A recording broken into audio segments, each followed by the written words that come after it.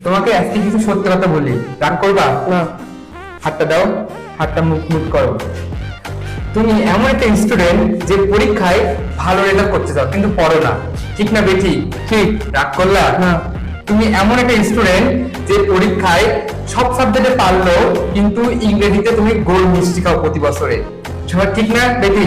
ঠিক। রাগ করলা না। তুমি এমন একটা স্টুডেন্ট যে ইংরেজি শিখতে গেলে একটা না একটা সমস্যা তৈরি হয়, নাই গ্রামার বুঝতে পারো না, ভোকাবুলারি ভুলে যাও, কিন্তু ইংলিশ ছাড়া ক্যারিয়ারও গঠন করা যায় না, ঠিক না বেটি? ঠিক। রাগ করলা না।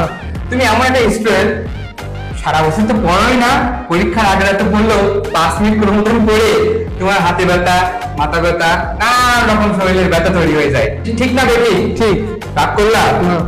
তাহলে তুমি আইডিয়াল একাডেমি পড়ো, আইডিয়াল একাডেমির জীবন স্যার তোমাকে সুন্দর করে অঙ্ক বোঝায়, কিন্তু তুমি বোঝার সময় তুমি অন্যদিকে মনোযোগ থাকো, তোমার মনোযোগ থাকে আকাশে বাতাসে, কথা ঠিক না বেঠি? ঠিক। রাগ করলা না। তাহলে কি করতে হবে তোমার? আমাদের পড়াশোনা করতে হবে। পরিবর্তন হতে হবে না? হ্যাঁ। ভালো করে পড়তে হবে। তাহলে ইংলিশ ছাড়া কি কোনো কিছু করতে পারবো তুমি? না। তাহলে তোমার কি করা দরকার? ইংলিশ পড়ার প্র্যাকটিস করার দরকার। না ঘুমানোর দরকার? প্র্যাকটিস করার রাগ করলা না।